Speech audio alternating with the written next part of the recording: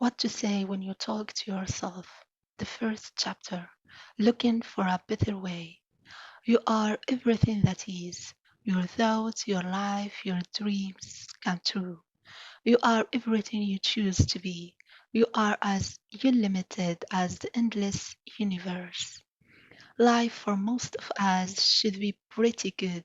We have all heard what life is supposed to offer: endless opportunities, the fulfillment of our dreams, and the chance to live each day in a way that brings happiness and success. Most of us want and need at least a successful job or career, a good family life, and reasonable financial security.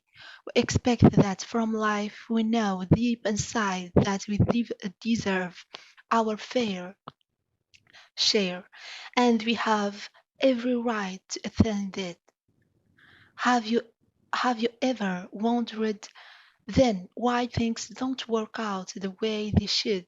Why do we not get from life many of the things we would like to have and know we should? Why do some people seem to be lucky? Why the great majority of the rest of us seem not to be? Why are some people day to day happier, more productive, more fulfilled than others? What makes the difference? It is kismet, a kind of fate, which is some mysterious way chart our destiny and leaves little of the written of our course draw life up to us. Is the control of our lives in our hand or isn't it? And if we can or should control our lives, what goes wrong? What holds us back? If we truly would like to do better, be the way we really would like to be, and be happier and more successful every day in every area of living, what is the wall that stands in our way? An unlimited life of practical potential. Imagine living a life which did not give into the barrier and the battlement, the hassles and the handling of everything living. Imagine a life filled with the vitality of achievement and the enrichment of daily self-fulfillment. To me, for a long time, that kind of life sounded like an impractical dream, a cardboard box filled up with daydreams and wishes. To live a life of hope, promise, expectation, and achievement was to live the life of someone who lived only in the page of a book. When I was cute young, I have a Saurian imagination. Long before I learned what we could not do, I dreamed of doing what I know we could. I remembered as a young boy lying on my back in the cool, with the grass late at night, my mind sinking into the depths of the crystal clear stars that blanketed the summer sky above me. I could reach out and touch those stars. I could imagine any dreams and see it come true. It was only later that my dreams gave way to more practical considerations, star-filled heavens, dew-gold grass, and princely dreams of imaginary kingdoms bowed to more rational requirements as I began to pursue my education in earnest. I began to learn what we could not do. In time, I became more intent on studying the laws and the limits of man than on learning the far-reaching extremities of mankind's potential. I learned all of the should, must, and cannots. I was told that it was bad to have your head in the clouds, and it was good to have your feet on the ground. So I extracted my head from the magical excitement of the universe and got down to business, learning about the more practical matters of survival and acceptance. From time to time, I had the nagging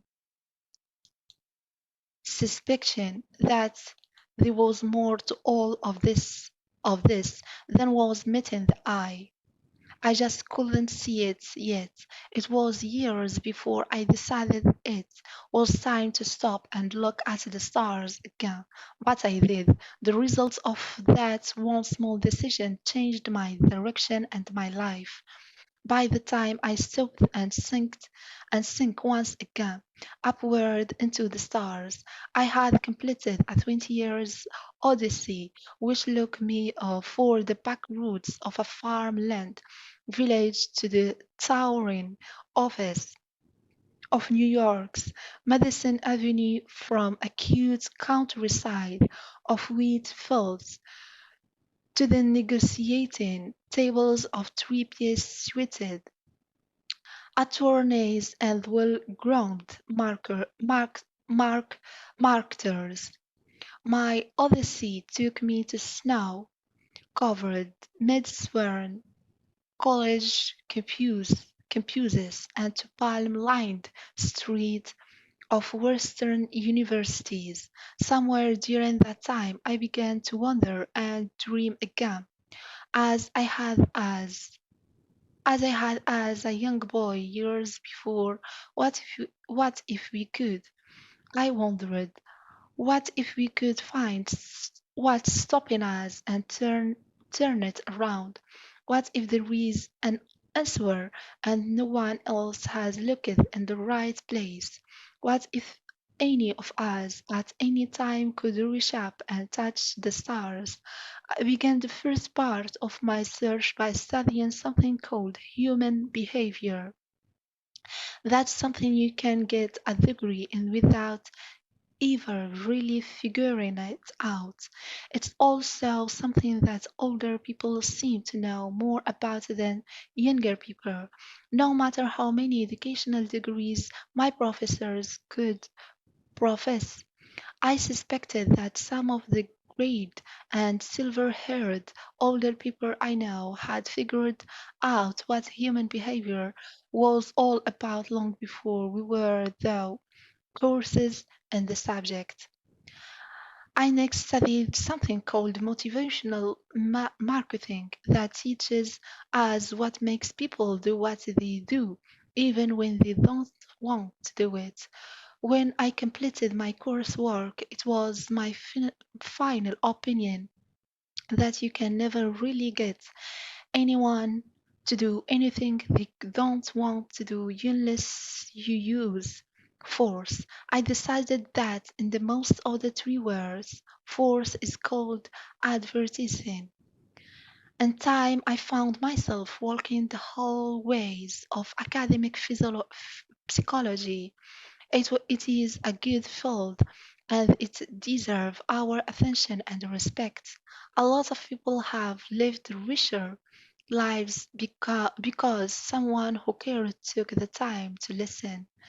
Eventually, I embarked upon a journey of my own.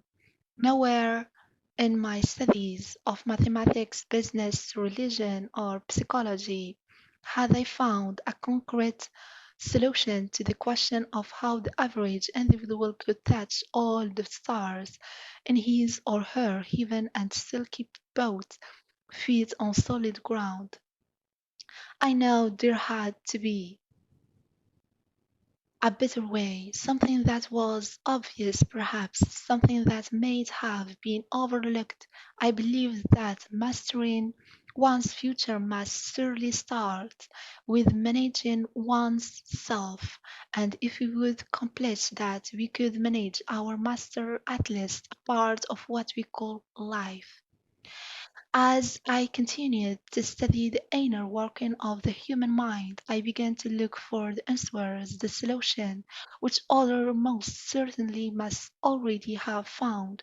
I found thousands of answers, but I discovered only one solution.